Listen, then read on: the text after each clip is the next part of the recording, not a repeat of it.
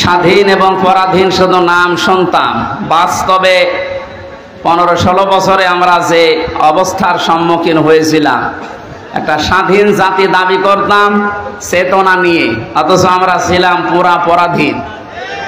এই কথা বলেন না কেন? আপনাদের বানানো সংবিধান অনুযায়ী হলেও তো আমার বাড়ি কুষ্টিয়া, এখানে এসে কোরআনের দাওয়াত দেওয়া, সংবিধান অনুযায়ী কথা বলা আমার অধিকার ছিল না? যারা দিল না ওরা কি শুধু আমারে বাধা দিয়েছে না কোরআনকে? ডাইরেক্ট ইনডাইরেক্ট যদি কেউ কোরআনে বাধা দেয়, আল্লাহ কি করেন তার বাস্তব প্রমাণ 5 তারিখ থেকে আজকের এই 4 তারিখ পর্যন্ত। কে যেন একটা গান বানিয়েছে দেখলাম, কোথায় না আমি ওটা আর বললাম না, কোথায় সে কাওয়া কাকু, কোথায় গরম গরম কথা। এ জেলায়ও যারা এরকম উল্টাপাল্টা ক্ষমতার গরম দেখিয়ে কোরআনের আলোচনাগুলো বন্ধ করে দিতেন, নির্দ্বিধায় ফতোয়া দেওয়া যায় আপনি কাফের। এটা তো আমি বানালাম। হ্যাঁ, হে রাসূল তোমায় ভালোবাসি, অন্তরে শুধু মুখে নয়, জান্নাতের আশায় নয় হে রাসূল। বন্ধুরা, চ্যানেলটি সাবস্ক্রাইব করুন। আলহামদুলিল্লাহি রাব্বিল মাশরিকাইন ওয়া রাব্বিল মাগরিবাইন, আল্লাযী খালাকা কুল্লা শাইইন যাওজাইন ওয়া আওজাবা আলাইনা আল-ইহসানা বিল ওয়ালিদাইন ওয়া নাশহাদু আন লা ইলাহা ইল্লাল্লাহু ওয়াহদাহু লা শারীকা লাহু وأشهد أن محمدًا عبده ورسوله سيد الكونين صلى الله عليه وعلى آله وأصحابه وأتباعه أجمعين ليلا ونهارا في الطرفين.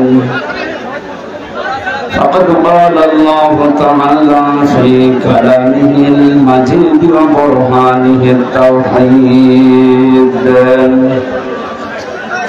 أعوذ بالله من الشيطان الرجيم.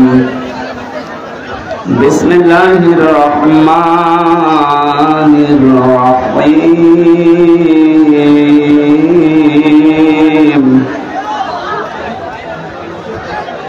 ولا يسأل حميم حميما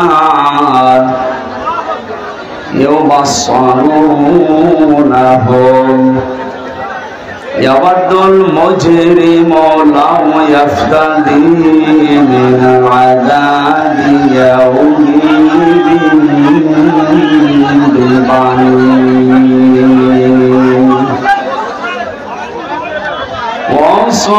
وصاحبته وأخيه وفصيلته التي تؤويه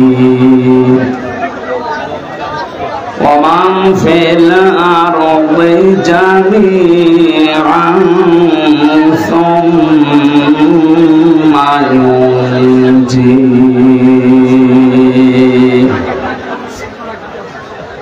كلا إنها لظى نزاعة للشوى تدعو من أدبر وتولى وجمع فأوعى. صدقت يا ربنا. عن أبي هريرة رضي الله تعالى عنه قال قال النبي صلى الله عليه وسلم কোরআনে কারিমের আলোচনা হলে চোখ থাকাও ফরজ, শোনাও ফরজ। দুইটা ফরজ তরক করে এখানে এসেছেন, এটা নফল কাজ। আফদালুল ইবাদাতি তিলাওয়াতুল কোরআন, হাদিস অনুযায়ী যত নফল কাজ আছে সর্বোত্তম নফল এইটা। বিশ্বনবী মসজিদে নববীতে প্রবেশ করলেন, দেখলেন বাম দিকে কিছু মানুষ আল্লাহ জিকির করছে, ডান দিকে তাকিয়ে দেখলেন কিছু মানুষ আল্লাহর কোরআনে কারিম নিয়ে আলোচনায় আছে।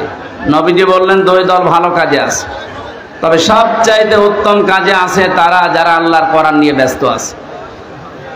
আমাকে আল্লাহ এই মুহূর্তে নির্দেশ দিয়েছেন আমি যেন কোরআনে কারিম নিয়ে যারা ব্যস্ত আছে তাদের সাথে শ্রোতা হিসাবে বসে কোরআনের আলোচনায় লিপ্ত হব।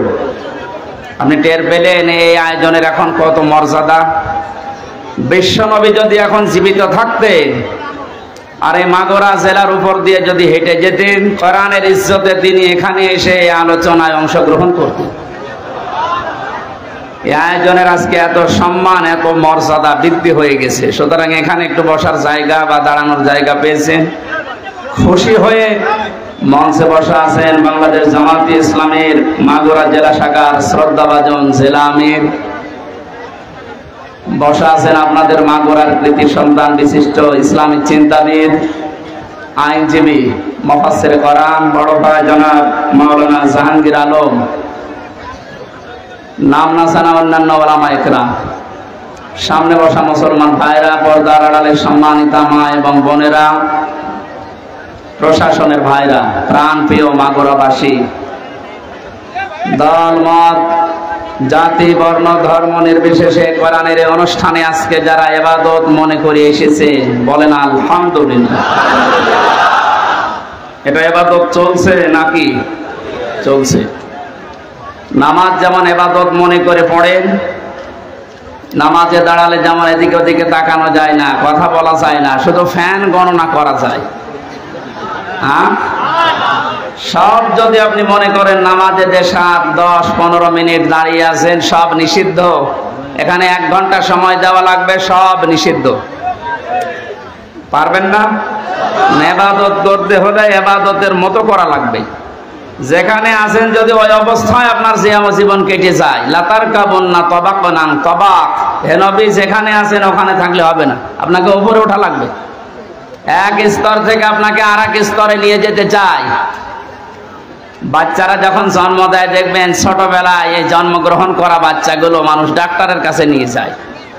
ডাক্তার প্রথমে ওজন দেয়, মনে করেন 1 বছর বয়স, ওর ওজন হয়েছে 3 কেজি। কত? 3 কেজি বা 5 কেজি। 1 বছরে ওর ওজন।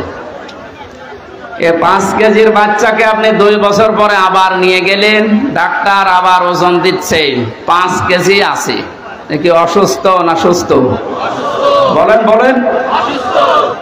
জন্মের পর থেকে আমরা মনে হয় এদেশে মুসলমান হয়ে, যেহেতু জন্মগ্রহণই করেছি মুসলমানের ঘরে, আর 96% মুসলমান এই দেশে আছে, এই কারণে এরকম অনুষ্ঠানগুলো আমরা অন্তত এদেশে আবহমান কাল থেকে চলে আসতেছি।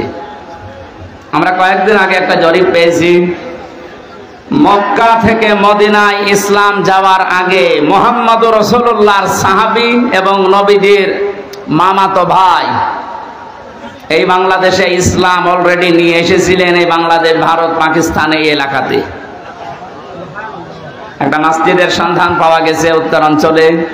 তার মাটি পরীক্ষা করে দেখা গেছে এই মসজিদটা 1473 বছর, আর এই 7 বছর কত হয়? 80 বছর। আপনি নবীজির জন্মের যে হিসাবটা আছে যদি হিসাব করে দেখেন, যারা গবেষণা করছে তারা বলছে যেই সময় এই মসজিদের এখানে প্রতিষ্ঠা, মৃত্তিকা গবেষণাগারের রিপোর্ট অনুযায়ী বিশ্ব নবী ওই সময়ও দুনিয়ায় 3 বছর বেঁচে ছিলেন। তার মানে নবীজি এই পৃথিবীতে জীবিত থাকতেই এই দেশে ইসলাম চলে এসেছে। কথা বুঝতেছেন? যেহেতু ইসলাম অনেক আগের শিকড় গেড়ে আছে এখানে, সেই হিসাবে বহুদিন থেকে কোরআনের আলোচনা ধারাবাহিকভাবে এখানে চলতেছে, চলবে ইলা ইয়াউমিল কিয়ামা। এই জন্য আবহমান কাল থেকে যে নিয়ম নীতির সাথে আমরা অভ্যস্ত, তার ভেতরে আজকের এই অনুষ্ঠানটা অন্যতম। কথা বলেন না কেন? এই 53 বছর স্বাধীন হওয়ার পর থেকে অন্তত আমরা এভাবে চলতেছি কোরআনের আলোচনা, এর আগেও এভাবে চলতেছে। 53 বছর আগেও আপনি যা শুনেছিলেন এখনো কোরআনে কারিমের আলোচনা ওইভাবে, হয়তো ধাঁচ পাল্টিয়েছে, শুনতেছে। এর আগেও আপনার ওজন ছিল 5 কেজি, 53 বছর পরে এখনো আপনার ওজন 5 কেজি। আপনি কি সুস্থ না অসুস্থ?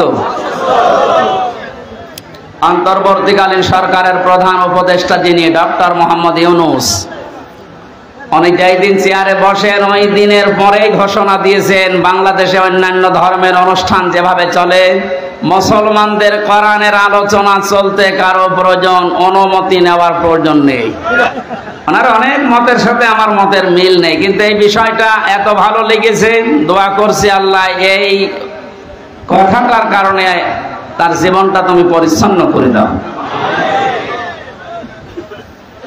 স্বাধীন এবং পরাধীন শুধু নাম শুনতাম, বাস্তবে 15-16 বছরে আমরা যে অবস্থার সম্মুখীন হয়েছিলাম, একটা স্বাধীন জাতি দাবি করতাম চেতনা নিয়ে, অথচ আমরা ছিলাম পুরা পরাধীন। এই কথা বলেন না কেন? আপনাদের বানানো সংবিধান অনুযায়ী হলেও তো আমার বাড়ি কুষ্টিয়া, এখানে এসে কোরআনের দাওয়াত দেওয়া, সংবিধান অনুযায়ী কথা বলা আমার অধিকার ছিল না? যারা দিল না ওরা কি শুধু আমারে বাধা দিয়েছে না কোরআনকে? ডাইরেক্ট ইনডাইরেক্ট যদি কেউ কোরআনে বাধা দেয়, আল্লাহ কি করেন তার বাস্তব প্রমাণ 5 তারিখ থেকে আজকের এই 4 তারিখ পর্যন্ত। কে যেন একটা গান বানিয়েছে দেখলাম, কোথায় না আমি ওটা আর বললাম না। কোথায় সে কাওয়া কাকু, কোথায় গরম গরম কথা। এ জেলায়ও যারা এরকম উল্টাপাল্টা ক্ষমতার গরম দেখিয়ে কোরআনের আলোচনাগুলো বন্ধ করে দিতেন, নির্দ্বিধায় ফতোয়া দেওয়া যায় আপনি কাফের। এটা তো আমি বানালাম। হ্যাঁ, وقال الذين كفروا لا تسمعوا لهذا القرآن والغوا فيه لعلكم تغلبون। আল্লাহ পাক বলেন কাফেরেরা সিদ্ধান্ত নিয়েছিল এইটা যে সব চলতে দাও, বাধা দিও না, কিন্তু কোরআনে বাধা দাও। সিদ্ধান্ত কাদের? আরো জোরে বলেন। 96% মুসলমান আমরা এই দেশে বাস করি। বাকি অন্যান্য জাতি যারা আছে তাদের ধর্মীয় অনুষ্ঠানগুলোতে বাধা দেওয়া দূরের কথা, আমরা দেখেছি আরো সাহায্য করা হতো। মুসলমানদের ভেতরেও যারা ইসলামকে ভিন্ন খাতে প্রবাহিত করার জন্য চেষ্টা চালিয়েছে বিভিন্ন নাম নিয়ে, তাদের অনুষ্ঠানগুলোতেও কোনো বাধা আমি দেখিনি। বিশেষ করে পীর নামে, পীরতন্ত্রের নামে যে ইসলাম প্রচার করা হয়েছে এই দেশে, একটা বানানো ইসলাম, যেমন তাহেরি ভাই করেছিল, নজিবুল বশর ময়েজ ভণ্ডারী করেছিল,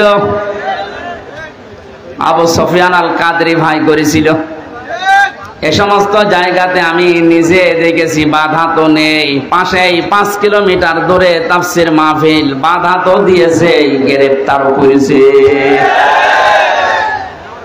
কোরআনের আয়াত অনুযায়ী বোঝা যাচ্ছে কোরআন যারা বাধা দেয় কোরআন প্রসারে কায়েমে, এরা কাফের। কারণ এই সিদ্ধান্তটা মুসলমানদের না, এই সিদ্ধান্ত কাফেরদের। কাদের বলেন তো? এখানে একটা মাসলা বলছে, কেউ যদি কাফেরকে কাফের মনে না করে সেও কাফের।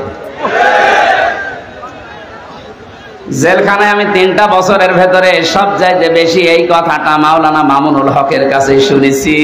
উনি মাঝে মাঝে বলতেন, হামজা যদি বাইরে যেতে পারি কোন কাফের জানাজায় যাব না, কবরেও যাব না।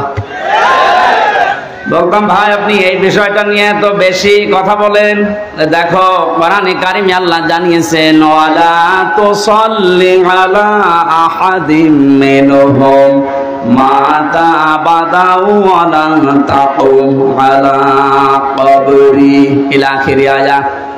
সূরা তাওবার 84 নম্বর আয়াতের প্রথম অংশে আছে আল্লাহ পাক বলেন, হে নবী এরা মারা গেলে এদের কবরের পাশে দাঁড়ানো দূরের কথা, এদের জানাজার নামাজ পড়া দূরের কথা, আপনি এর পাশ দিয়েও যাবেন না। যদিও তাকুম আলা কবরের ব্যাখ্যা 2টা পেয়েছি তাফসিরে। কাফেরের কবরের পাশ দিয়েও হেঁটে যাবেন না এবং কবরের পাশে দাঁড়াবেনও না, কারণ জায়গাটা গজবের। কিসের? কাফেরকে যেখানে মাটিতে রাখা হয় ওই জায়গাটা গজবের হয়ে যায়। এর প্রমাণ আবু জেহেলের কবর। বদরের ময়দান দেখতে গিয়েছিলাম, যিনি আমার সাথে ছিল ওই দেশের আমারে বলছে, এই যে বিশাল কবরস্থান এটা সাহাবীদের, 14 জন সাহাবী শহীদ হয়েছিল, এখানে সবাই আছে। পাশেই বিশাল খেজুর বাগান, এই পাশে একটা গর্তের মতো কুয়ার মতো দেখালো যে এই জায়গায় 14 জন কাফেরকে, 70 জন কাফেরকে এক জায়গায় মাটি দেওয়া। আমার বলছে হুজুর এটা শয়তানের কবর। শয়তান মানে আবু জেহেলের। ওরে তারা আদর করে এভাবে মাটি দেয়নি, ওরা যুদ্ধ করে দিয়েছে। যে কথাগুলো আমাকে জানিয়েছে তার ভেতরে 2টা গুরুত্বপূর্ণ। 1 নম্বরে বলে হুজুর এখানে কিন্তু বহু পানি আসে, যে পাশে যে কুয়া, গ্যালন গ্যালন পানি উঠতেছে এখান থেকে। আশ্চর্যের বিষয়, এখানে পানি আসার পরও কোনো গাছ আজ পর্যন্ত জন্মায় না। পাশেই দেখেন খেজুর বাগান, কি তরুতাজা খেজুর ধরেছে। আপনার কি মনে হয় ওকে আল্লাহ আপেল খাওয়াচ্ছে? হ্যাঁ, আর কবরে আল্লাহ আগুন লাগিয়েছে, এত হট এত গরম, এর জন্য ওখানে কিছু জন্মই নেয় না, জায়গাটা গজবের জায়গা হয়ে গেছে। কাবা শরীফ তাওয়াফ করার পরে উপর দিয়ে ঘুরছিলাম, হঠাৎ দেখি আমার পেটে ব্যথা করছে। এক পুলিশকে ডাক দিয়ে বললাম, ভাই এতক্ষণ তো ভালোই ছিলাম, এখন আমার পেটে ব্যথা করছে, কি করব? আমরা বলছে ইয়া হাজি উল হজ্জা তাই না বিলা দোকান। ও হাজি, দেশ কোথায়? জি তুমি বাংলাদেশ। বাংলাদেশ থেকে এসেছি। ওর ভাষা দিয়ে আমারে বলছে, হাজি সাহেব আপনি জানেন না এটা কোন জায়গা? না তো। আবু জেহেলের বাড়ি। আপনি এখনো পায়খানা না করে দাঁড়িয়ে আছেন, তাড়াতাড়ি যান। সত্যি কথা বলছি, কাজ সেরে এসে দেখি আমার পেটের ব্যথা ভালো হয়ে গেছে। আল্লাহ আমাকে জানাতে চেয়েছে, হামজা ওই সময় 4.5 লাখ করে টাকা লাগতো, এত টাকা খরচ করে সেই দেশ থেকে আসলে এখানে আরে শয়তানের মুখে পায়খানা না করে চলে যাবা, তাড়াতাড়ি করো। এত ঘৃণিত, এত নিকৃষ্ট, এত অপমানজনক জায়গা, এই জায়গাকে আল্লাহ তুলনা দিয়েছে ইন্টারন্যাশনাল পায়খানা। এখন এ কথা বলেন না কেন? 3টা কারণ পেয়েছি। 1 নম্বরে আবু জেহেল ছিল জুলুমকারী, জালেম। ও যে বহু এতিমের সম্পদ জুলুম করে আত্মসাৎ করে ফাঁকি দিয়ে খেয়েছে, তার জীবনী পড়লে পাবেন। 2 নম্বরে ছিল স্বৈরাচার। 3 নম্বরে মানুষটা পৃথিবীর সবচাইতে শ্রেষ্ঠ মানুষ মুহাম্মদুর রাসূলুল্লাহকে কষ্ট দিয়েছে। এই 3টা কারণ পড়েছি আমি তাফসিরে। কোরআনে কারীম জানিয়েছে, ওয়াল্লাযীনা ইয়াউযুনা রাসূলাল্লাহি লাহুম আযাবুন আলীম। সূরা তাওবার 60 নম্বর আয়াতের শেষের দিকে আছে, আল্লাহ পাক বলেন যে মানুষগুলো দুনিয়াতে আমার রাসূলকে কষ্ট দিচ্ছে, দেবে। ইয়াউযুনা না দিয়ে আল্লাহ আযাব দিতে পারতেন, মাঝের সিগা দিলে অর্থ হয়ে যেত, কিন্তু আল্লাহ ইয়াউযুনা দিলেন কেন? বর্তমান, ভবিষ্যৎ, প্রেজেন্ট, ফিউচার, 2টা কাল নিয়ে শব্দটা গঠন করা। তাফসিরে কাবীর আল্লামা ফখরুদ্দিন রাজি রাহমাতুল্লাহ আলাইহি ব্যাখ্যায় লিখেছেন। এই এরপর কথা বলেন কোন কারণে? এদিকে তাকান। মুফাসসির বলেন আল্লাহ পাক ইয়াউযুনা দেওয়ার পেছনে 7টা কারণ লিখেছে। আমি সবগুলো না বললেও একটা বলছি। তিনি যেহেতু কিয়ামত পর্যন্ত থাকবেন না, থাকবেন, উনি তো দুনিয়া থেকে বিদায় নিয়েছে, তাহলে ইয়াউযুনা দেওয়ার কারণ কি? প্রথম কারণ লিখেছে কিয়ামত পর্যন্ত রাসূলুল্লাহ থাকবে না, কিন্তু রাসূলুল্লাহর ওয়ারিসরা থাকবে। বিশ্বনবীকে কষ্ট দিলে যেমন আযাবুন আলীম এ ঘোষণা আছে, নবীর ওয়ারিসদেরকে কেউ যদি কষ্ট দেয়, মাস্ট বি আল্লাহ ওই রকম আযাবই কিয়ামত পর্যন্ত পাঠাতেই থাকবে।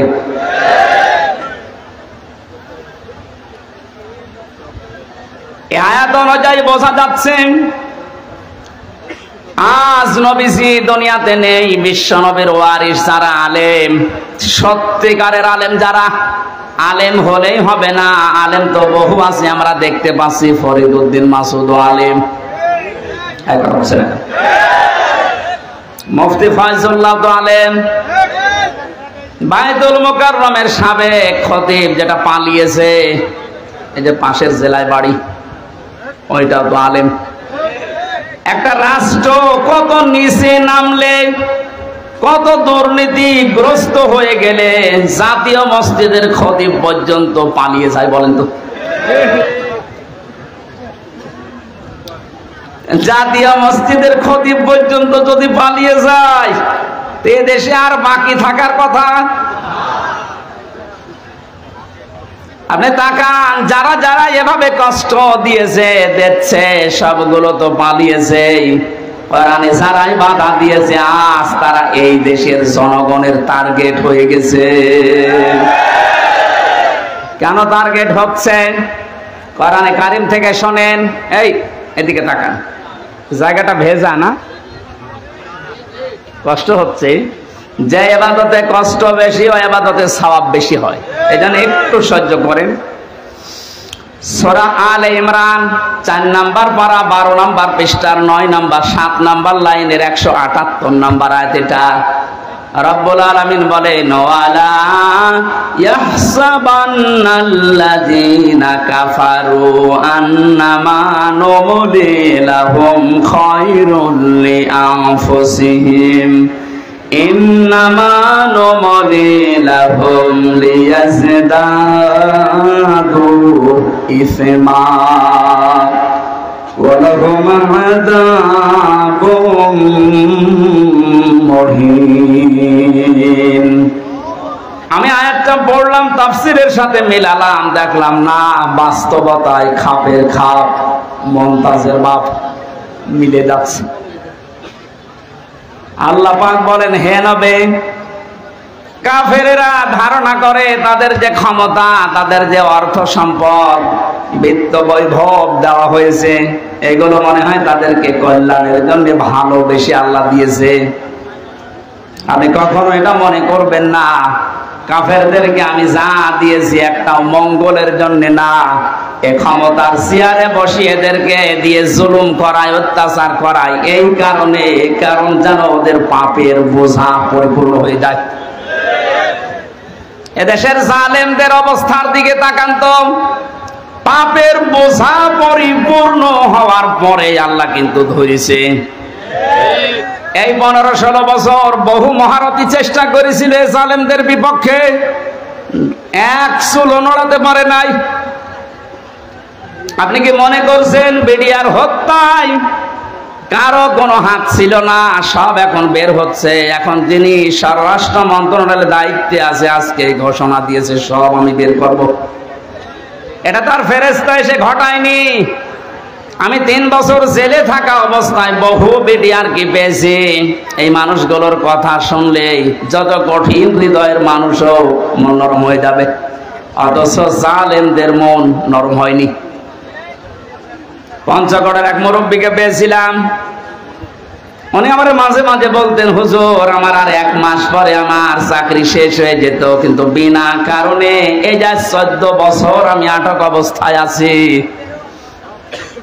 আপনি এই লোকটা কিয়ামতে যদি বিচার দেয়, আপনি কি জবাব দেবেন? অন্যগুলো বাদই দিলাম,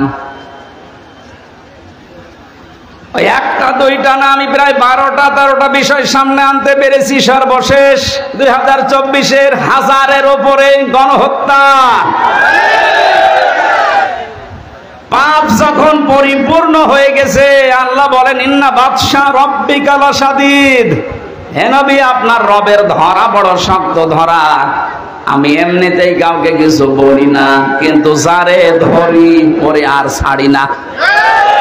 এমন ধরা ধরেছে, আপনি দেখলেন দরবেশ পর্যন্ত দাড়ি কেটে ফেলেছে।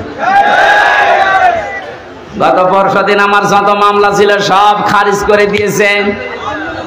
আমি যখন আদালত থেকে বের হচ্ছিলাম, দেখলাম হাজী সেলিম, এর নামে হাজী লাগালে গোনা হবে, 5ই সেলিম। হাউ মাউ করে এজলাসে কাঁদতেছে। ওর যে অপকর্মের ফেরেশতা এই 16 বছরে শয়তানও এত অপরাধ করে নাই।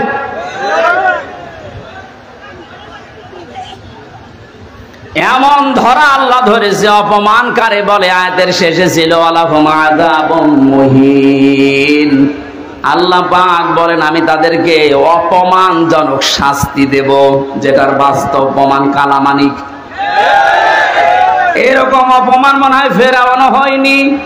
ফেরাউন ডুবে মরে গেছে, কিন্তু ওর বিসি হুড়ে এর বিসি পর্যন্ত শেষ। আর কি হারাবেন আপনি? আর বিসি না উড়ে গোড়া থেকে উড়ে গেলে ভালো হইতো। যতগুলো অপমান আমরা দেখতে পেলেন, এই যে হারুন আঙ্কেল 3 ইঞ্চি, এই লোকটা অপমান হওয়ার পেছনে আমি যতটুকু দেখেছি, আমার সাথে ওই ছোট হুজুরটা ছিল প্রথমে 2 মাস, ওই যে মাদানি রফিকুল ইসলাম মাদানি মাওলানা আমারে বলছিল হামজা ভাই, ভাই বলে এই জন্য কারণ ওর বয়স আমার বয়স সেম সেম, তো দেখতে ছোট কিন্তু বয়স আছে। এখন তোর বয়স 30 আর আমার 32। আমারে বলছে হামজা ভাই আমারে রিমান্ডের নামে নিয়ে গেল আমার হাতের ছিলে, রাত 12:30টা 1টার দিকে 2 পাশে ব্লক করে পুরা উলঙ্গ করেছে। আমার এক টুকরা কাপড় আমার শরীরে নেই, হাফ প্যান্ট ছিল ওইটা খুলে নিয়েছে। আমার হাতে একটা সিগারেট ধরিয়ে দিয়েছেন, পাশে একটা অর্ধ উলঙ্গ মহিলা কোত্থেকে নিয়ে এসে দাঁড় করিয়ে ছবি তুলছে, বলছে এটা সকালে ছড়িয়ে দেব, মানুষ বুঝবে যে হুজুর কত খারাপ।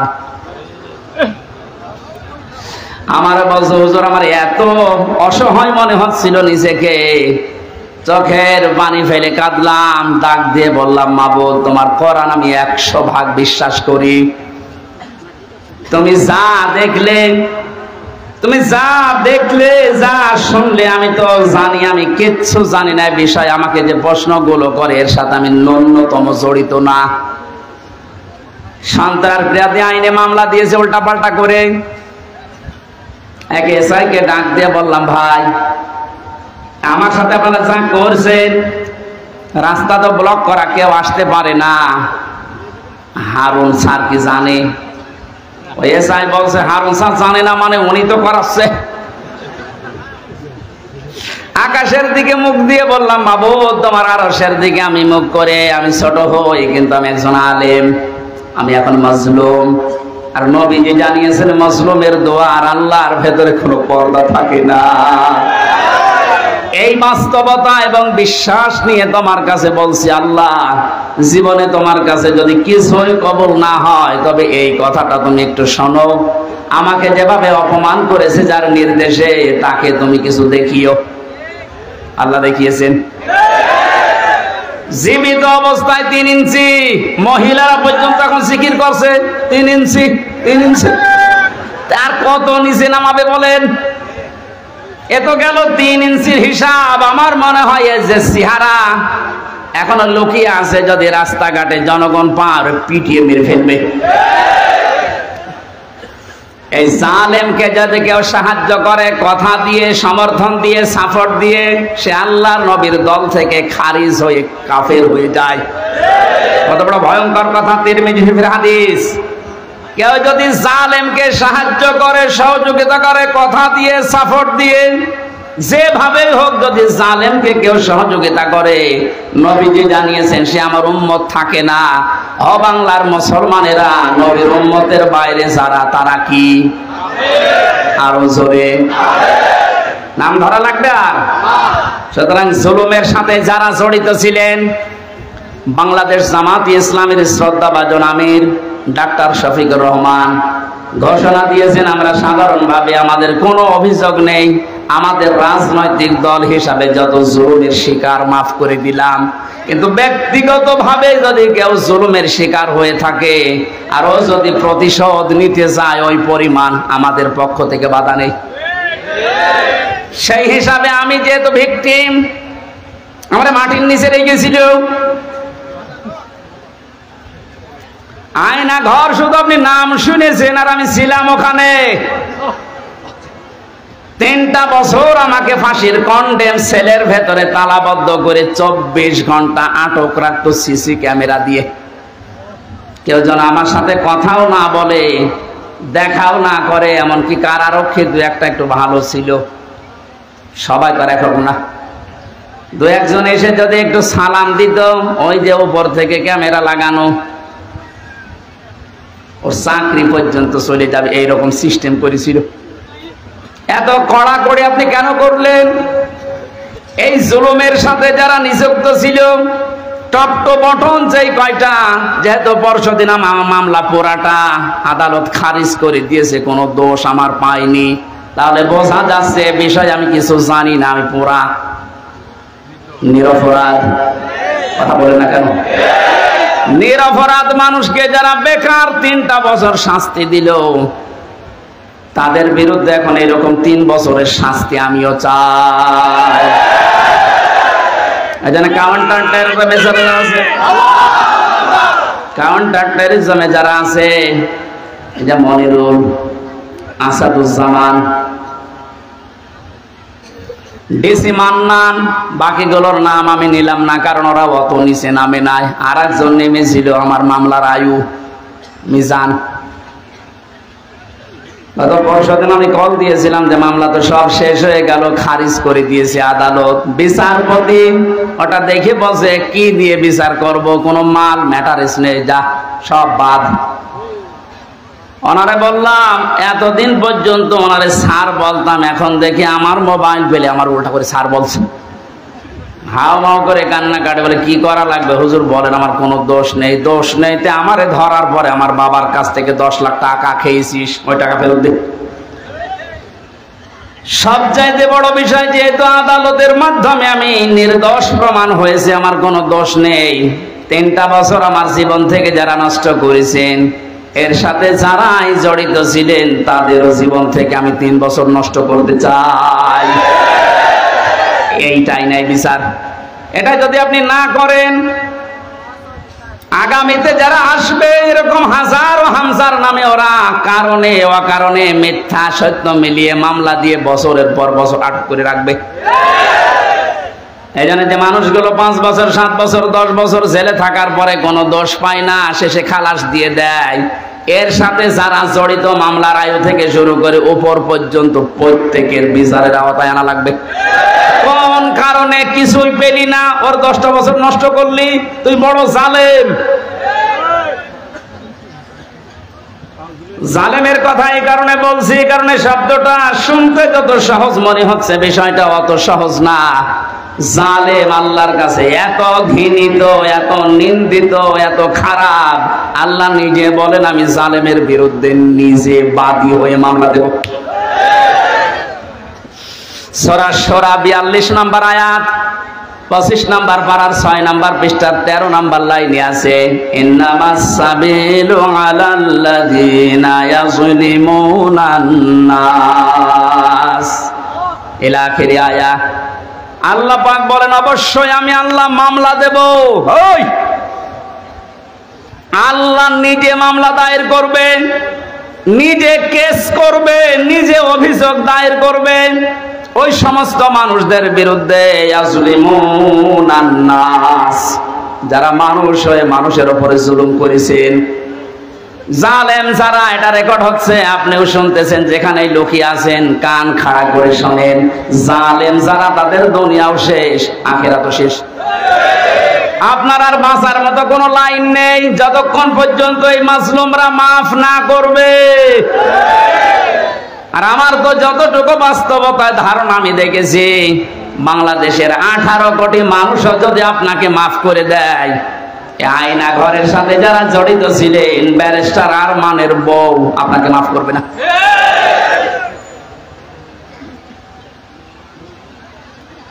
কি অসহায় মনে হতো নিজেকে, মাটির নিচে একদিকে, পেছনে হাত বাঁধা, কালো কাপড় দিয়ে চোখ বাঁধা, ডান্ডা বেড়ি দেওয়া পায়ে, মাজায় দড়ি দিয়ে 11 ঘন্টা টাঙিয়ে রেখেছে। তাও যদি একটা অপরাধ করতাম মেনে নিতে পারতাম, কিচ্ছু জানি না ওই বিষয়ে। কোন পাগল কোন ছাগল নাকি সে সিরাজগঞ্জ থেকে গেছে সংসদ ভাঙবে একটা কাঁচি নিয়ে, তারে পুলিশে ধরেছে, এই এখানে কে? সংসদ ভেঙে ফেলবো। কাঁচি দিয়ে সংসদ ভাঙা যায়? বম মারলে ওড়ে না, আর তুমি কাঁচি নিয়ে এসেছো। ও নাকি বলেছে যে আমি হুজুরের ওয়াজ শুনে উদ্বুদ্ধ হয়ে সংসদ ভাঙতে এসেছি। কোন হুজুর? আমি রামজা, ধরে নিয়ে আয়। এই যে আমার অপরাধ। আমি বারবার বলার চেষ্টা করেছি 164-এ ম্যাজিস্ট্রেটের কাছে, স্যার আমার ওয়াজ আপনার মোবাইলও আছে, আপনি দেখেন তো আমি কোন ওয়াজ করলাম যে আমার ওয়াজ শুনে উদ্বুদ্ধ হয়ে সংসদ ভাঙতে গেল। বলে আমার হাত বাঁধা, কিছু করার নেই। বিচার ব্যবস্থা কোথায় নামিয়েছেন আপনি? এই ব্যবস্থার কারণে হাজার হাজার মানুষের জীবন নষ্ট করেছেন, দুনিয়া থেকে পর্যন্ত বিদায় করে দিয়েছেন। হাজী সেলিমের যে টর্চার সেল পুরান ঢাকায়, ওখানে নাকি মাটির নিচে যেখানে অত্যাচার করতো ওখানে অনেক হাড় গোড় পাওয়া যাচ্ছে, তার মানে অনেক মানুষের মৃতদেহ আছে। আর শয়তান কালকে দেখলাম কাঁদতেছে এজলাসে, আমি কিছু জানি না। জানি না মানে ওরা ডিম দেওয়া দরকার। জালেমদের কোনো ছাড় নেই, যারা এই জালেমদের সহযোগী ছিল একটাকেও যেন ক্ষমা করা না হয়। 1628 জন মানুষ দায়িত্বে ছিল। মেন জালেম যে, তার পক্ষে ছিল 1628 জন চেয়ারধারী লোক। এদের একটারও বিচার না করে ছাড় দেওয়া যাবে না। যদি ছাড় দিয়ে দেন আগামীতে কিন্তু এই জুলুম আবার আসবে। এই জন্য বাংলাদেশ জামাতে ইসলামের যিনি শ্রদ্ধাভাজন আমির ডাক্তার শফিকুর রহমান একটা ঘোষণা দিয়েছেন, আমরা এক জালেমের কাছ থেকে মুক্ত হয়ে আর কোন জালেমকে দেখতে চাই না। এ কথাটা অনেকেই নিজের গায়ে পেতে নিয়েছে। আরে ভাই, উনি কি আপনার নাম ধরে বলেছে? তাহলে আপনি নিজে জুলুম করবেন এরকম আশায় আছেন, এই কারণে নিজের নামের দিকে নিয়ে নিচ্ছেন।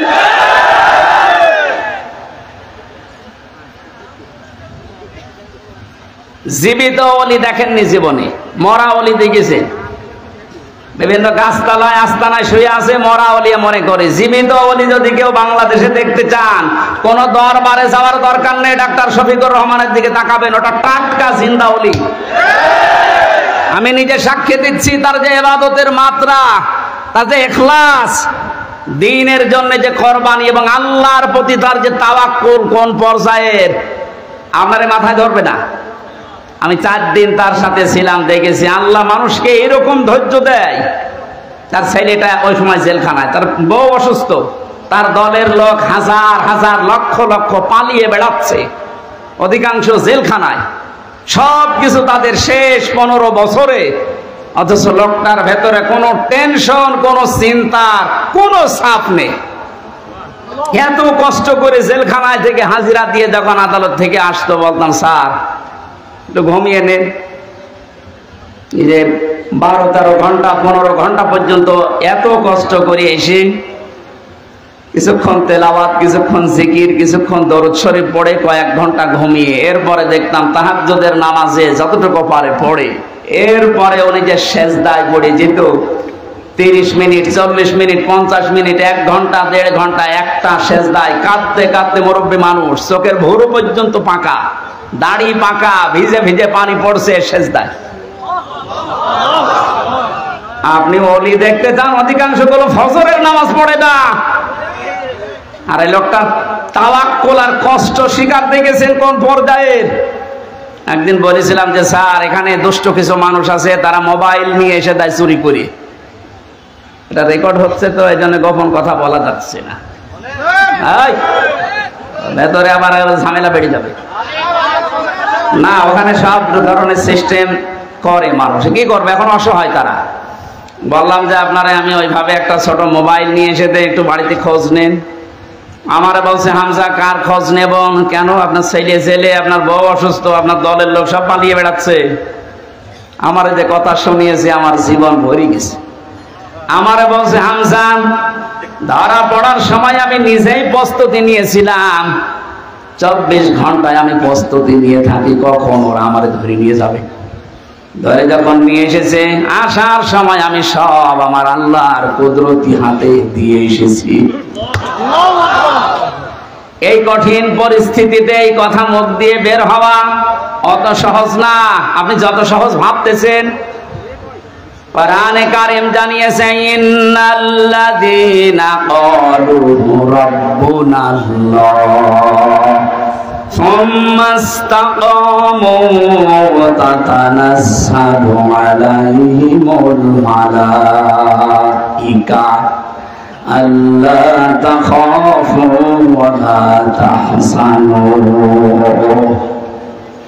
আল্লাহ পাক বলেন, যারা এই কথা বলতে পারে আমার রব আল্লাহ, আরে কথা বলার পরে সিঁড়িয়ে ছটিয়ে পড়ে না, টিকে থাকে, ইস্তেকামাত পয়দা করে দাঁড়িয়ে থাকে কথার উপরে, আল্লাহ তাদের পুরস্কার হিসাবে বিপদে আপদে ফেরেশতা নাযিল করে হলেও সাহায্য করে।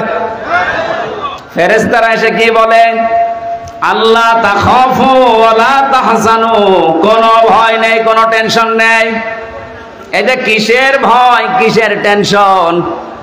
এ কঠিন বিপদে পড়ার কারণে হয়তো মানুষের মনের ভেতরে ধারণা আসতে পারে, এই ভয় তৈরি হতে পারে যে আমার ছেলেটাও জেলখানায় বিনা কারণে, আমার স্ত্রী ওদিকে হাসপাতালের বেডে মৃত্যুর সাথে লড়ছে, আমার দলের হাজার সহকর্মী তারা পালিয়ে বেড়াচ্ছে, জেলখানায় তারা ভর্তি, কি হবে এদের? আল্লাহ বলেন ফেরেশতাকে দিয়ে আমি যেন ওর কানের কাছে মুখ নিয়ে বলাই, বল কোনো ভয় নেই, কোনো চিন্তা নেই, সবগুলো আল্লাহ দেখবে। বাস্তবে আয়াতটা আমি ওনার সাথে 100 ভাগ মিলাতে পেরেছি, অথচ কোনো আলেমকে পর্যন্ত দেখেছি হাউমাউ করে কাঁদতো বাইরের পরিবেশের কথা চিন্তা করে। উনিও তো মানুষ, কান্নাকাটি তো বাইরের পরিবেশের জন্য দূরের কথা, চিন্তার কোন ছাপও এই চেহারার ভেতরে আমি পাইনি। কোরআনের সাথে যে লোকটার জীবন মিলে যায়, হাদিসের পাতার সাথে যার জীবন মিলে যায়, সে ওলি। এক কথা বলুন, এই জন্য জালেম যারা তাদের দুনিয়া শেষ, আখেরাতে তো আপনি আল্লাহর মামলার আসামি হয়ে বসে আছেন। যিনি বিচার করবেন, যিনি রায় দেবেন, তিনি যদি মামলার বাদী হয়, কে দাঁড়াবে আপনার পক্ষে?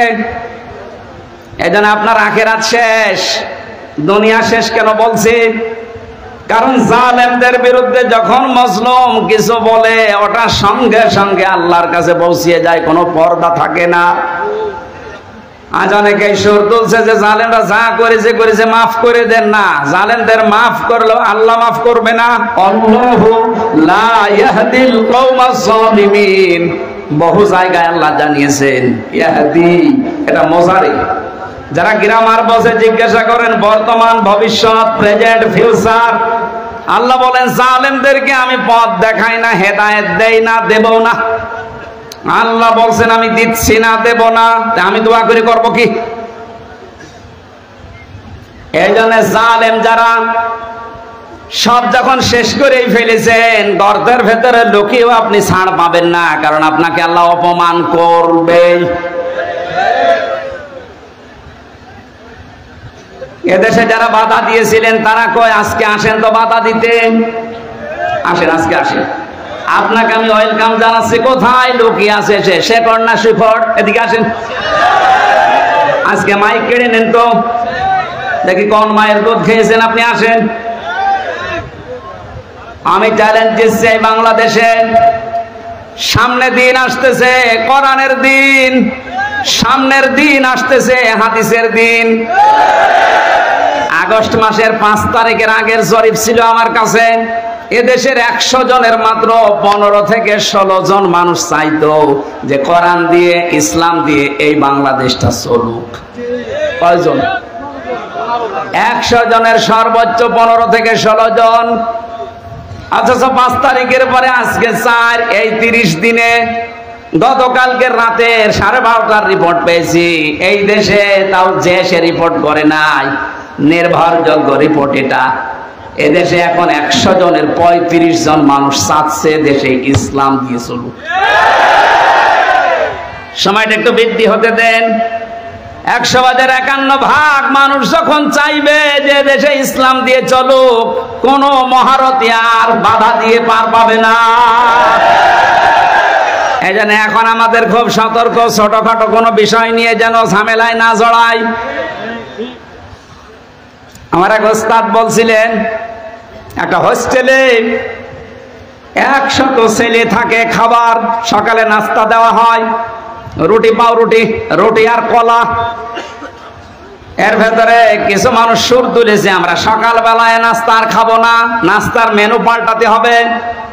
হোস্টেলে যিনি দায়িত্বে আছে ডাক দিয়ে বলছে, ঠিক আছে আমি পাল্টাবো, তবে কে কোনটা বেশি খেতে চায়, যে বেশি হবে ওই দিকে আমি রায় দেব। ভোটের সিস্টেম করেছে, রায় যখন এসেছে 20 জন চাই ওই আগেরটাই কলা পাউরুটি, 18 জন চাই খিচুড়ি, 15 জন চাই রোল। এভাবে ভাগ করতে করতে দেখা গেল 20-এর সংখ্যা আগে যা ছিল। এবার আপনি বলেন তো 20 বাদ দিলে 100-র ভেতরে থাকে কত? আরো জোরে। 80 জন যদি সব একমত হতো, এ নাস্তার মেনু পাল্টানো সহজ ছিল না কঠিন ছিল? এ বাস্তবটা এখন আমাদের সামনে। এদেশে নাস্তিক, মোরতাদ, রাম, বাম, এই ইনু নুনু, এ মেনন আর কালামানিক বেশি না। এরা যা চাচ্ছে, এরা খুব মিলি হলেও 20 জন হবে। আর আমরা যারা টপিওয়ালা, আমরা 80 জনের উপরে।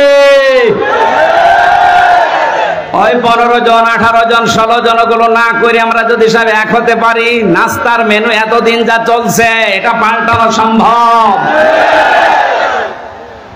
কারণ 53 বছরে বাবা চালিয়েছে, আমরা দেখেছি। আমি দেখি নাই, মুরব্বীরা দেখেছে, কারণ আমার তো 32। স্বামী চালিয়েছিল, আমি দেখি নাই, মুরব্বীরা দেখেছে। চাচা চালিয়েছিল, সকালে এক কথা বলতো, বিকেলে আর এক কথা। সেও দেখলাম 9 বছর। বউ চালিয়েছিল বিভিন্ন কায়দায়, ভাবিও চালিয়েছিল। এক কথা বলে না, সবারটাই দেখেছি। এখন শুধু বাকি আছে এ কোরআন দিয়ে সংসদ চললে কেমন দেখা যায়।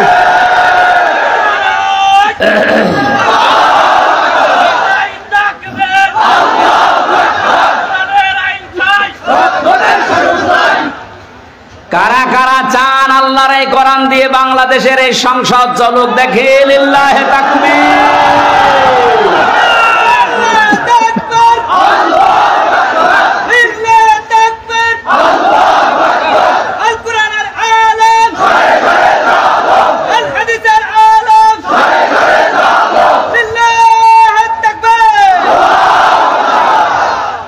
এই জন্য আমরা 80 জন যেহেতু আছি, আমরা যেন এই মত পার্থক্য ছোটখাটো বিষয় নিয়ে, কেউ 15 জন, কেউ 16 জন, কেউ 18 জন, তাহলে কিন্তু ওই 20 যা এসেছে ওইটাই থেকে যাবে। কথা বলেন না কেন? আমরা আর কোন ছোটখাটো বিষয় নিয়ে মত পার্থক্য করতে চাই না। আমাদের এক যে কোরআন দিয়ে সংসদ চলবে, সে যেই আসুক। এটা অনেক জালেমরা তো বুঝেছিল, পালিয়েছে। অনেক মুনাফিক এখন অনেকে মুনাফিকি করছে, বুঝতেছে, এজন্য সুর তুলছে, না এভাবে আর চলতে দেব না, তাড়াতাড়ি তাড়াতাড়ি। কিসের তাড়াতাড়ি? আপনি কি স্বাধীন করে দিয়ে গেলেন? যারা স্বাধীন করেছে তারা যা বলবে তাদের ওটা অনুযায়ী দেশ চলবে। এদের যদি 3 মাস হয়, 3 বছর হয়, 6 বছর হয়, 10 বছর হয়, হোক, কোনো অসুবিধা নেই।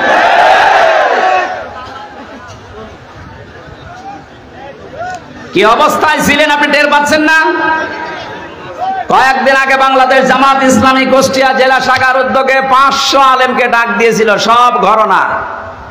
3.5 ঘন্টা আলোচনা হয়েছে, কোনো বাধা নেই, যে যার মতো কোরআন হাদিস দিয়ে বলেছে। আপনি বলেন তো, আগস্টের 5 তারিখের আগে 500 না 5 জন আলেম এক জায়গায় হলে টিকে থাকতে পারতো? কোথায় ছিলেন আর কোথায় এসেছেন? মুনাফিকি করা বাদ দেন। জীবন যারা দিয়ে গেল, আজ ওদের বিরুদ্ধে অনেকে ফতোয়া তুলছে। বৈষম্য বিরোধী ছাত্র আন্দোলনে যারা শহীদ হয়েছে, এরা নাকি শহীদ না, বুক পেতে আত্মহত্যা করেছে। শয়তানি করার জায়গা পাচ্ছ না? শহীদ যারা, এদেরকে যদি কেউ মুখ দিয়ে বলে যে না এরা শহীদ হয়নি, এটা পুরা কোরআনের বিরুদ্ধের কথা। সূরা বাকারা 154 নম্বর আয়াত, ওয়ালা তাকুলু লিমান ইউকতালু ফি সাবিলিল্লাহি আমওয়াত বাল আহইয়াউ ওয়ালাকিন লা তাশউরুন। সূরা বাকারার 154 নম্বর আয়াতে আছে, হে নবী, মুখ দিয়ে কোনদিন এই কথা যেন কেউ না বলে যারা মারা গেছে, না ওরা শহীদ হয়েছে, ওরা মারা গেছে কথা বলবেন না। কারণ যারা শহীদ হয় ওরা জীবিত, কিন্তু তোমরা টের পাও না। তাই মানুষ যেহেতু মুখের পরে অন্তরে ধারণা করতে পারে, আল্লাহ ধারণার উপরে নোটিশ দিয়েছে, এই আলা তাহসাবান্নাল্লাযীনা কুতিলু ফি সাবিলিল্লাহি আমওয়াতা বাল আহইয়াউন ইনদা রাব্বিহিম ইরসাকুন। সূরা আলে ইমরান 169 নম্বর আয়াত। আল্লাহ পাক বলেন, মুখে তো বলবি না, ধারণাও করবি না যে যারা শহীদ হয়েছে ওরা মরে গেছে, না এই ধারণাও করা জায়েজ নেই, হারাম। কেন? বালা হইয়া ওরা জীবিত। ওরা কি জীবিত? আরো জোরে বলেন, ইনদা রাব্বিহিম ইরসাকুন, তারা আল্লাহর কাছে রিজিক পাচ্ছে। আমি কয়েকদিন আগে গিয়েছিলাম শহীদ আবু সাঈদ রংপুরের কবর জিয়ারতে এবং বাড়ি দেখতে। ওর বাবা এসে আসার পরে জিজ্ঞাসা করলাম, ছেলে মেয়ে কয়টা? 6টা ছেলে, এটাই ছোট ছিল। ও ছোটবেলা থেকেই প্রতিবাদী, অন্যায় দেখলে কিছু নেই হাতে, তারপরও প্রতিবাদ করত। এত বড় জুলুমের বিরুদ্ধে প্রতিবাদ করার জন্য যেটা হাতে নিয়েছিল, কোন অস্ত্র ছিল? কি ছিল? একটা গাছের ডাল। কালা মানিক বলছে না, ওর হাতে অস্ত্র ছিল। ডাল যদি অস্ত্র হয়, তুমি যে কলা পাতায় শুয়েছিল এটা অস্ত্র।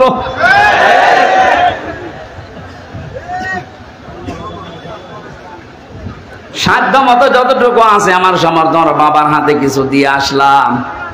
দেখলাম যে প্রতিবাদ করতে যে জীবনটা দিয়েছে, ওর কি আমাদের মতো জীবনের মায়া ছিল না? বলেন, আপনার জীবনের প্রতি যেমন মায়া আপনার সাঈদের ওই রকমই ছিল। সাঈদ না, সাঈদ আবু সাঈদ রংপুরের, যেভাবে বুকটা পেতে দিয়েছে দেখেছেন। আল্লাহ যেহেতু জানিয়েছে শহীদরা আমি আল্লাহর কাছে খাবার খাই, আর খাবার খেলে রক্ত গোশত চর্বি তৈরি হয় না, কিয়ামতে সাঈদ যখন উঠবে ঠিক ওইভাবেই উঠবে। আল্লাহ জিজ্ঞাসা করবে, তোর বুকে এতগুলো গুলি, রক্তের দাগ, ও কিন্তু জবাব দিতে পারবে রব্বুল আলামিন সালেমের জুলুমের সামনে কিছুই পাইনি, জীবনটা দিয়ে দিয়েছি। এইটা নিয়ে এখনো পর্যন্ত ফতোয়াবাজি করছেন আপনি। কোনদিনে কথা মনে মনে ভাববেন না, বলবেন তো নাই। বৈষম্য যখন দূর করার জন্য আন্দোলন হয়েছে, আমরা চাই যে সংস্কার যখন আরম্ভ হয়ে গেছে, এদেশের যত রকমের জঞ্জাল আছে সব জায়গায় যেন অতি দ্রুত সংস্কার করা হয়। মাঝে মাঝে দেখি কিছু কিছু ইস্যু তৈরি করে অমক ঘেরাও করো, অমক জায়গা চালাও, অমক জায়গা ধরো। কেন? এই 15 বছর কোথায় ছিলেন আপনি? আনসারের নাম নিয়ে যারা আজ নেমেছে, 42,000 আনসার নিয়োগ হয়েছে ক বছরে, তার 32,000 হচ্ছে গোপালগঞ্জের, আর বাকি 63টা জেলা। আমরা কি ঘাস কাটছি? তার মানে বোঝা গেছে সব আপনাদের বানানো। হিন্দুদের দিয়ে আপনারা চালাতে চেয়েছিলেন বিশৃঙ্খলা তৈরি করে পৃথিবীর মানুষকে দেখাতে, হালে পানি নেয়নি। কারণ এই দেশে সংখ্যালঘু সংখ্যাগুরু বলে কিচ্ছু নেই, এগুলো সব ওই জালেমদের বানানো।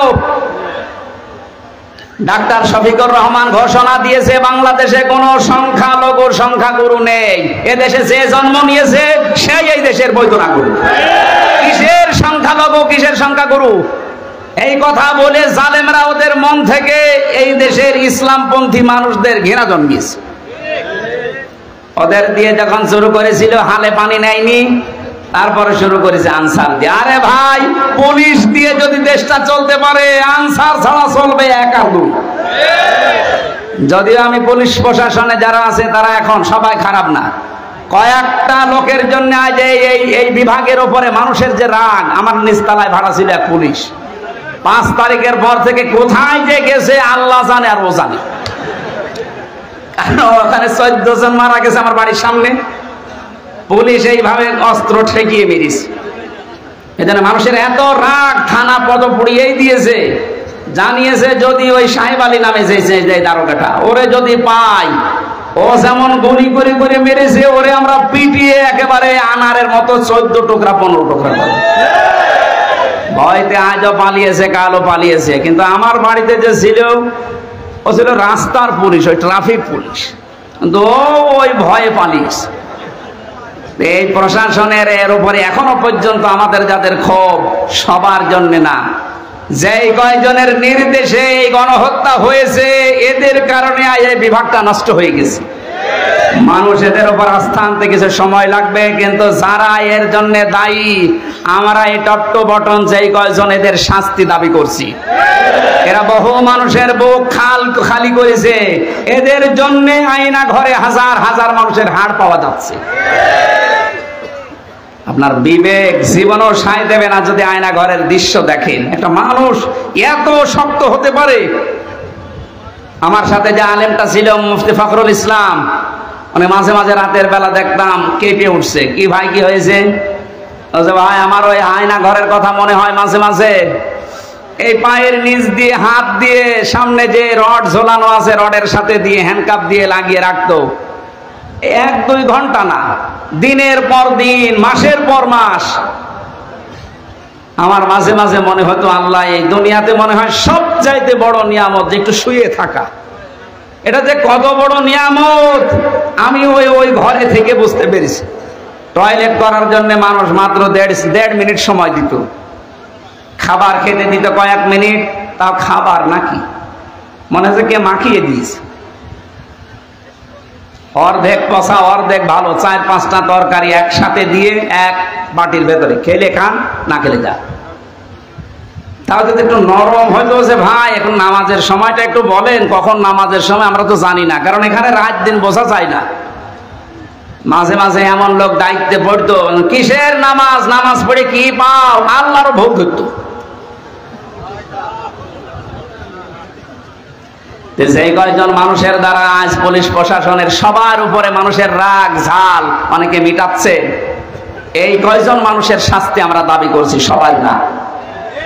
এখন অনেক কনস্টেবল, অনেক এএসআই লাইভ করে বলছে আমাদের জীবনটা নষ্ট হয়ে গেছে এই কয়েকটা শুকরের বাচ্চার কারণে।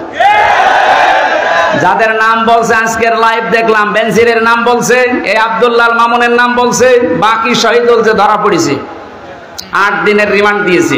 আমার মনে হয় আমার সাথে রিমান্ডে যে আচরণ করেছে ওর সাথেও করা হোক। এদের নির্দেশে হাজার হাজার মানুষ, 1000-এর উপর মানুষ বাংলাদেশে মারা গেছে এই 14 তারিখ 5 তারিখের আগ পর্যন্ত। আপনি টের পাচ্ছেন কোথায়? আর এখনো পর্যন্ত অনেকে জালেমের প্রশংসা করছে যে কি করেছে টের পাচ্ছেন না। চলেন আপনারা নিয়ে যায়, 10 দিন থাকেন আপনি ঘরের ভেতরে। অনেকে না বুঝে আবার এই দেশ থেকে এখনো পর্যন্ত বুকে সাহস বাঁধতেছে, ভিডিও কলে কথা বলছে, আপা ঘাবড়াবেন না, আপনি ঘাবড়ালে আমরা নরম হয়ে যাই। আপনি আবারও শক্ত হতে চাচ্ছেন? ইনোরে যেভাবে কিক মেরেছে, আপনি যদি এখনো শক্ত হতে চান, আপনার ভাগ্যেও এরকম কিক আছে না। জালেমরা আর মাথা উঁচুকে দাঁড়াতে পারবে না এই দেশে, কারণ কোরআনের ঘোষণা হচ্ছে জালেমরা অতি শীঘ্রই তাদের জুলুমের জন্য কাঁদবে। কালকে আমি হাউমাউ করে কাঁদতে দেখলাম হেফাজি সেলিমকে। এখানে কোনো মানুষ জুলুম করবেন না, খুব মারাত্মক অপরাধ এটা। এর চাইতে বড় অপরাধ আর দুনিয়ায় নেই। তার দুনিয়াও শেষ, আখিরাতও শেষ।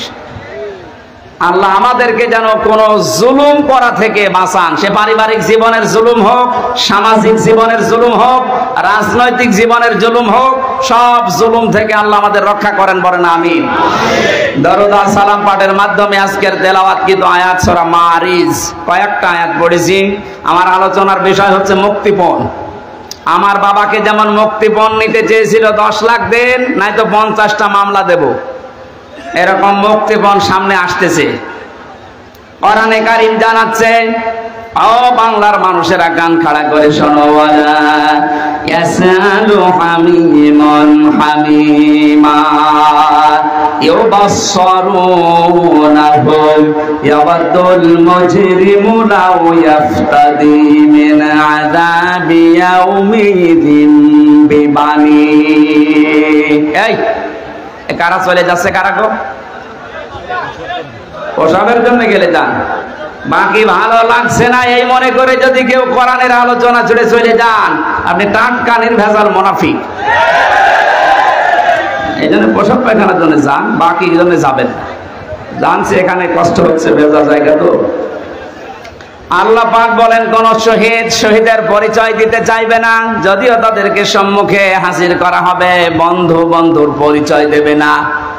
এমনকি অনেক মানুষ আছে নিজের অপরাধ ঢাকতে মুক্তিপণ হিসাবে বাঁচার জন্য নিজের সন্তান পর্যন্ত আল্লাহর কাছে বলবে, আল্লাহ মুক্তিপণ হিসাবে দিয়ে দিলাম। বলেন নাউজুবিল্লাহ।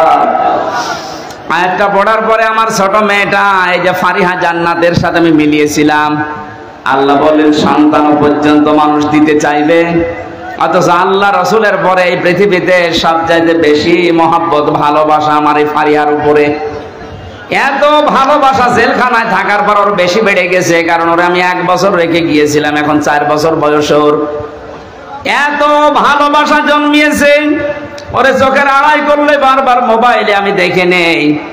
অথচ আল্লাহ বলছে ফারিহাকে হামজা কিয়ামতে আল্লাহর কাছে বলবে, আল্লাহ এইটাও দিয়ে দিলাম, আমাকে ছাড় দেন। সাহিবাতিহি ওয়া আখি, মানুষ তার নিজের স্ত্রীকে নিজের ভাইকে বলবে, আল্লাহ এগুলো দিয়ে দিলাম। অফাসিলাতিহিল্লাতি তুবি, নিজের জ্ঞাতি গোষ্ঠী, নিজের দলের লোক, রাজনৈতিক আশ্রয় যারা, সামাজিক আশ্রয় যারা, পারিবারিক আশ্রয় যারা তাকে দিত, এই গোষ্ঠীর লোক পর্যন্ত মানুষ বলবে, আল্লাহ সব দিয়ে দিলাম। অমান ফিল আরদি জামিআ, দুনিয়ায় যত সম্পদের মালিক ছিলাম সব আমি দিয়ে দিলাম, আমারে আপনি বাঁচান। এ কথা মানুষ বলবে। এ সাক্ষী দিচ্ছে কে বলেন তো? আরো জোরে বলেন। একটা কালকে আমি আরো বেশি বিশ্বাস করে ফেলেছি, এখনো বিশ্বাস ছিল আগেও। এই পাজি সেলিমের যে কান্নাকাটি হাউমাউ করে যাদের সামনেও যা করছিল, আমার মনে হচ্ছিল যদি ও বলতে পারতো, কথা তো বলতে পারে না, নৌকা বলতে গেলে হৌকা বলে, মুখ দিয়ে কথা এরকম বের হয় না। ও যদি কথা ভালোভাবে বলতে পারতো তাহলে বলতো, জজ সাহেব আমার যত সম্পদ আছে সব আমি দিয়ে দিলাম, আমার এই মামলা থেকে মুক্তি দেন। কিয়ামতের ময়দানেও তো মানুষের বিরুদ্ধে মামলা হবে, কি হবে বলেন বলেন? এই মামলা থেকে, অভিযোগ থেকে অব্যাহতি পাওয়ার জন্য মানুষ নিজের সন্তান, স্ত্রী, ভাই, জ্ঞাতি গোষ্ঠী, সম্পদাদি সব দিতে চাইবে, বিনিময়ে চাইবে যে আমারে মুক্তি দেন। আল্লাহ বলেন, কাল্লা ইন্নাহা লাযা, কখনোই না, তোরা আমি লাজাই দেব। ও মাগুরাবাসী, লাজা কি? এটা জাহান্নামের একটা দরজার নাম। জাহান্নামে একটা দরজা 7টা, তার 3 নাম্বার দরজার নাম হচ্ছে লাজা। এত ভয়ঙ্কর, এত কঠিন এই জায়গাটা, আল্লাহ নিজে পরিচয় দিচ্ছে, নাজ্জাআতাল লিশাওয়া। এখানে প্রবেশ করার সঙ্গে সঙ্গে মানুষের চামড়া খসে যাবে। আমি কিছু ভয়ঙ্কর জায়গা দেখেছিলাম, রিমান্ড আমাকে নিয়েও গিয়েছিল, যে এই জায়গায় মানুষের নখ তোলা হয়, এখানে মানুষকে মেশিনের ভেতরে দিয়ে পানির সাথে মিশিয়ে দেওয়া হয়, কিন্তু চামড়া সঙ্গে সঙ্গে খসে যায়, এরকম কোন জায়গা আমার নজরের সময় পড়েনি। অথচ আয়াত দ্বারা আল্লাহ জানিয়েছেন, নাজ্জাআতাল লিশাওয়া। কি করেন কি এগুলো মোনাজাতের আগে দেওয়া যায় না? আরে ভাই যা করে আমি তো দেখেন, যাবো তো জায়গা মতো।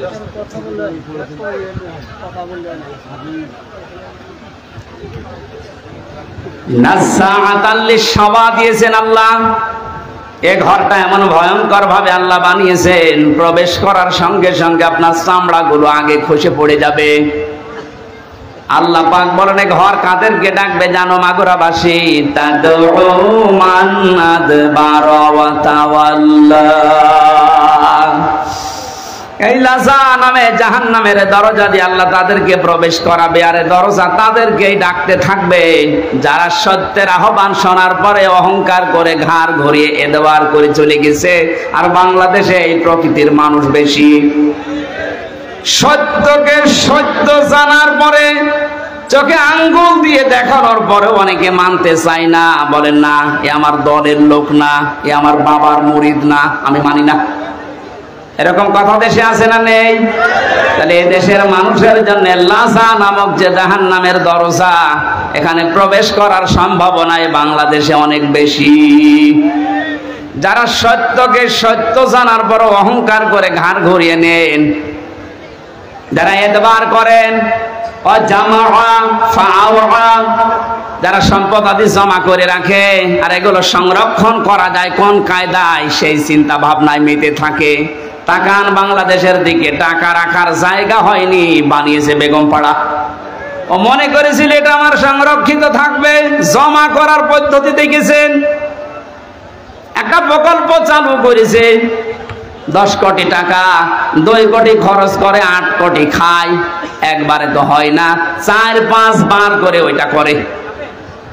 যেখানে 10 কোটি টাকা হলে হয়ে যাওয়ার কথা, সেখানে 32 কোটি টাকা লাগায়। এভাবে টাকা পয়সা এমন ভাবে ওরা জমা করে, জায়গা পায় না তখন বাইরের দেশে রাখে, সুইস ব্যাংকে রেখে আসে। এই চরিত্র যাদের ছিল, এই মানুষগুলোকে লাযা ডাকবে। কি হয়েছে আপনার এই সম্পদ দিয়ে? কি হয়েছে আপনার এই সম্মান দিয়ে?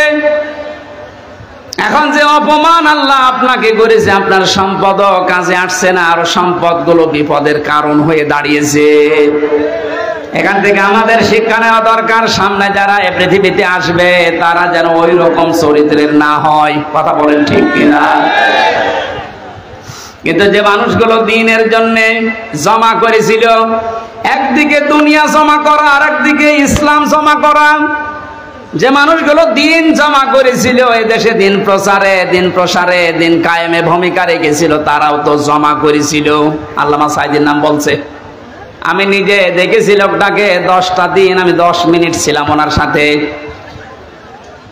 এই মানুষটার যে আমল আখলাক আর যে হাসি, ওনাকে অনেকে বলছে মরে গেছে না, মরান, উনি শহীদ হয়েছে, কারণ ওনাকে মেরে ফেলা হয়েছে। ওনার মুখের ওই হাসি প্রমাণ করে যে ওনারে মেরে ফেলা হয়েছে।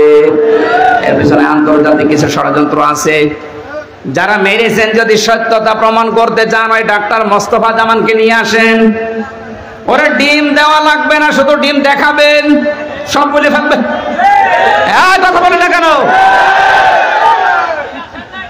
সুতরাং কোরআনের পাখিকে যারা বলেন, ভাবেন, মনে মনে করেন উনি মরে গেছে না, মরা না, উনি শহীদ হয়েছেন, উনি জীবিত, উনি আল্লাহর কাছে কিয়ামত পর্যন্ত খাবার পাবে। আর জালেম যারা, আপনি কি করলেন? আপনার দুনিয়াও শেষ, এই সম্পদগুলো এখন দুদুকে ধরবে, হিসাব দিতে দিতে তো মরবেন, আর পরকাল তো আপনার শেষই। কারণ কত মানুষের সম্পদ আত্মসাৎ করেছেন, এদের জবাব দিতে দিতে আপনার পরকাল শেষ। আল্লাহ আমাদের ওইরকম জীবন যেন না দেন, বলেন আমিন। পারিবারিক জীবন নিয়ে কয়েকটা জিনিস আমি ওখান থেকে নোট করেছিলাম জেলখানায়। তার ভেতর অন্যতম কারণ, ওখানে আমি দেখেছি অধিকাংশ মানুষের মামলাগুলো সাধারণ যারা, সব পারিবারিক জীবনের কারণে। হয় বউ পিটিয়েছে, নাই যৌতুকের কারণে, নাই বউ মেরে ফেলেছে। এখন যিনি জল্লাদ আছে কেন্দ্রীয় কারাগারে, যে ফাঁসি দেয়, আগে তো শাহজাহান জল্লাদ ছিল, এখন যে দায়িত্বে আছে ইলিয়াস, এই লোকটা 17 বছর ছিল সৌদি আরবে। এরপরে এখন 22 বছর পর্যন্ত ওর জেল। প্রথমে ফাঁসি ছিল, ওখান থেকে এখন যাবজ্জীবন জেল। 30 বছর বয়সে না 35 বছর বয়সে যেন জেলখানায় ঢুকেছে। 35 আর 17 আর 22 কত হয়? আমারে মাঝে মাঝে দেখা করতে এসে বলতো, হুজুর জীবনটা শেষ করে ফেলেছে এই মেয়ে লোকটার কারণে।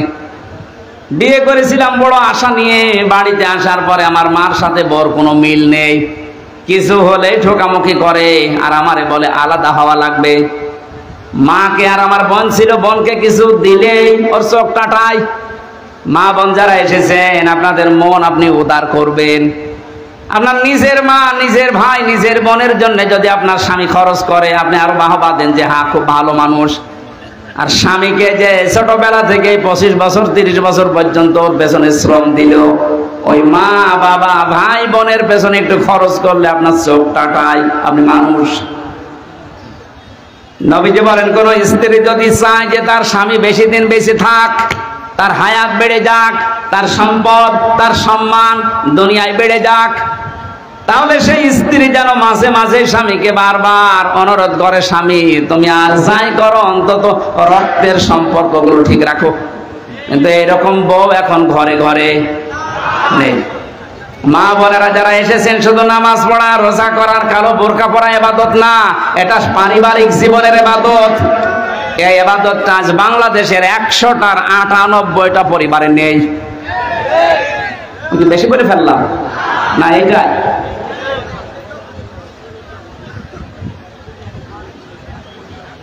রাঙ্গামাটি গিয়েছিলাম 18 সালে, লংগদু থানায়।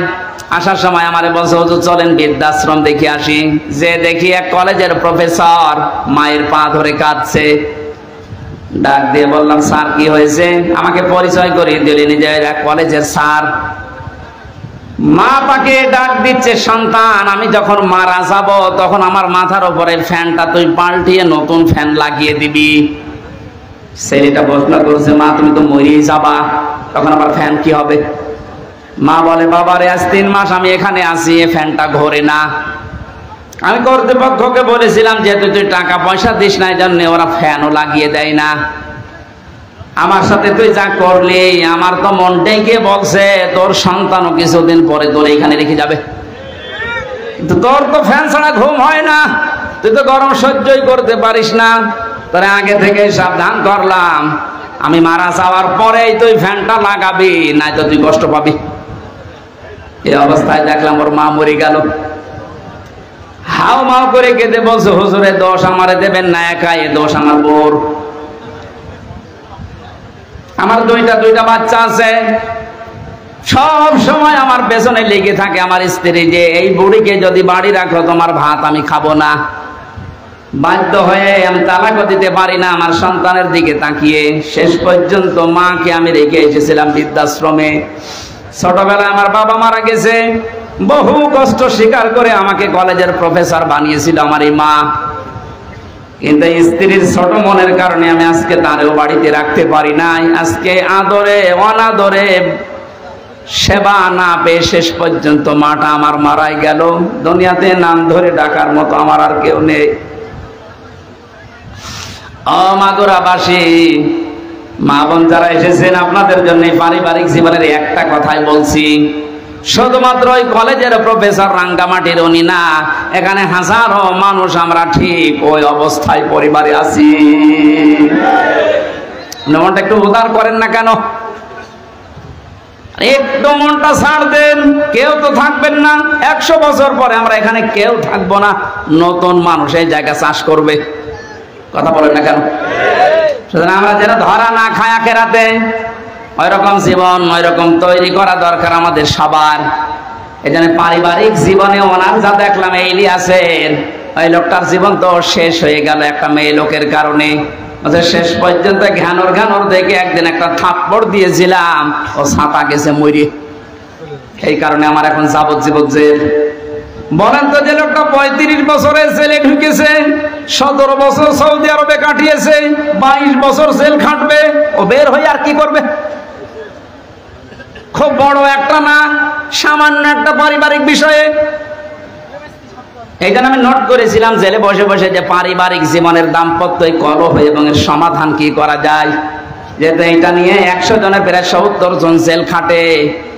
আমি লিখে এখন বাইরে এসে বই করেছি, ওইটা আপনার মেয়েকে বিয়ে দেওয়ার আগে পড়াবেন, বউকে পড়ান, ফুফুকে, নিজের মাকে, বোনকে, এদেরকে পড়াবেন। আমার মনে হয় পরিবারে আল্লাহ শান্তি ফিরিয়ে দেওয়ার কাজ ওখানে লিখে দিয়েছি।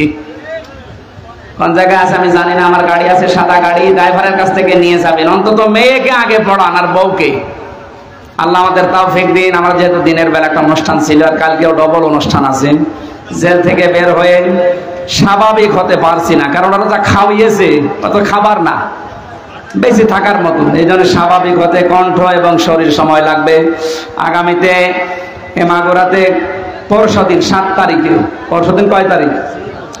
6 তারিখ, 7 তারিখে, পরশুদিনের পরের দিন 7 তারিখে মাগুরা মাহফিল আছে আমার ওখানে, মনে হয় 3টা থেকে 5টা পর্যন্ত, শ্রীপুর, মাগুরা শ্রীপুরে।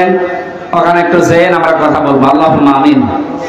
লা ইলাহা ইল্লা আনতা সুবহানাক ইন্নী কুনতু মিনাজ জালিমিন। ও মাবুদ, বাইরের জীবনে যখন আমাকে ফিরিয়ে দিয়েছো, আমার কণ্ঠটা তুমি ছেড়ে দাও। কথা বললেই গলা ব্যথা হয়ে যায়, বুকে ব্যথা করে। আল্লাহ, সব কিছুর মালিক তুমি, আমার কণ্ঠটা তুমি ভিক্ষা দাও। কোরআনের কথাগুলো সহজ সরল ভাষায় বলার জন্য যে যোগ্যতা দরকার, ইলম দরকার, আমাকে তুমি দাও। রব্বি জিদনি ইলমা। আল্লাহ তাআলা এই মাহফিলের আয়োজন করতে গিয়ে যারা শ্রম দিল, এই যুবকদেরকে যে মা পেটে নিয়েছে, মায়ের পেট তুমি ধন্য করে দাও। রব্বুল আলামিন, জালেমদেরকে যখন দুনিয়া থেকে তুমি তাড়িয়ে দিলে, আমাদের এই দেশে কিয়ামত পর্যন্ত ক্ষমতার চেয়ারে জালেম আসতে না পারে।